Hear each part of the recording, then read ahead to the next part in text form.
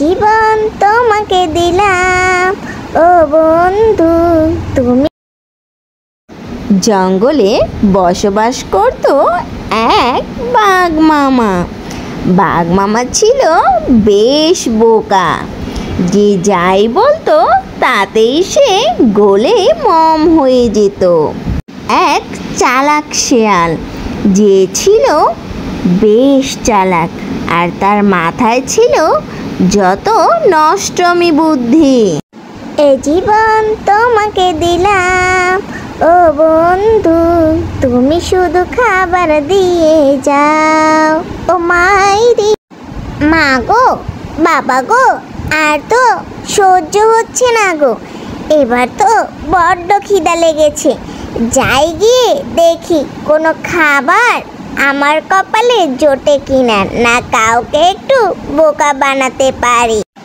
অনেক তো হলো, আর তো পারছি না, যাই গিয়ে দেখি গিয়ে। রাস্তা দিয়ে হাঁটার সময় শেয়াল দেখতে পেল তার সামনে একটি মরা হাতি পড়ে আছে। শিয়াল তখন বলতে থাকে, মাইরি এ দেখা যাচ্ছে মেঘ না চাইতেই বৃষ্টি, তবে এই মরা হাতিটার মাংস তো অনেক শক্ত, আমি তো আমার দাঁতগুলো দিয়ে ছিঁড়তে পারবো না, তবে কাকে আমি বোকা বানাতে পারবো? মাইরি আমি বরং বসে বসে পাহারা দেই, এই হাতিকে যেই খেতে আসবে তাকেই বোকা বানিয়ে আমি মাংসগুলো কেড়ে কেড়ে নিয়ে খেয়ে চলে যাব এখান থেকে। মাইরি কিছুক্ষণ পর সেখানে এক পিঁপড়ে এসে হাজির, যা দেখে শিয়াল তো বেশ খুশি। এই বেটা খা খা খা, তাড়াতাড়ি কামড়ে ছিঁড়ে খা, তারপরে আমি একটু করে খেয়ে ফেলি, তুই একটু খাবি আর আমি একটু খাবো।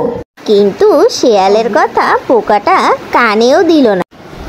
দুষ্টু শিয়াল, তোকে আমি চিনি না, তুই হয়েছিস সবচেয়ে চালু আর দুষ্টু বুদ্ধিতে ভরা, তুই খাবারটা একাই খেয়ে নিবি তাই তো? তুই আমার বুদ্ধি ধরে ফেলেছিস। মাইরি যা যা যা, তোর এখান থেকে খেতে হবে না, যা ভাগ। আর সেখান থেকে পোকাটিও চলে গেল। আর তখন শিয়াল বলতে লাগলো, যাই বনের রাজা বাঘের কাছে যাই, তার কাছে গিয়ে বলি গিয়ে সে অবশ্যই চলে আসবে। যাই খাবারের জন্য যাই, বেলা তো অনেক হয়ে গেল, আর কতক্ষণ অপেক্ষা করে থাকবো? এই বলেই বাঘ ভাবছে অনেক দিন ধরে সে মাংস খায় না, আজকে একটা মাংস পেলে কষিয়ে কষিয়ে খাবে। ঠিক তখনই সেখানে শিয়াল চলে এলো। আপনার আর কোথাও খাবার খুঁজতে যেতে হবে না মাইরি, আমি খাবারের সন্ধান খুঁজে নিয়ে এসেছি। মাইরি চলুন আমার সাথে। কি বলছো কি শিয়াল, সত্যিই তুমি খাবারের সন্ধান দেবে? না হলে কিন্তু আমি তোমাকেই খেয়ে ফেলব। আমি কিন্তু বনের রাজা, বুঝে শুনে আমাকে কথা বলো। যদি খাবার না হয়। না না হুজুর, আমি আপনার সাথে প্রতারণা করব না, কখনোই না। আপনি আমার সাথে চলেন, আমি আপনার সাথে যাব, তারপরে আপনি আমার সামনে কচকচিয়ে খাবেন। মাইরি এই বলেই তারা চলে যায় সেই মরা হাতির কাছে।